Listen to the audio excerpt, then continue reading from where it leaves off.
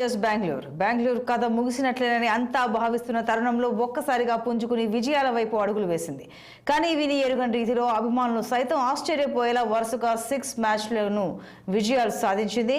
ఇక 14 పాయింట్లతో సిఎస్కేతో సమంగా నిలిచి మంచి రన్ రేట్తో ప్లే ఆఫ్స్కు వెళ్లింది. ప్లే ఆఫ్లో 4వ బెర్త్ ఖరారు చేసుకున్న బెంగళూరు చెన్నైపై 27 పరుగుల తేడాతో విజయం సాధించింది.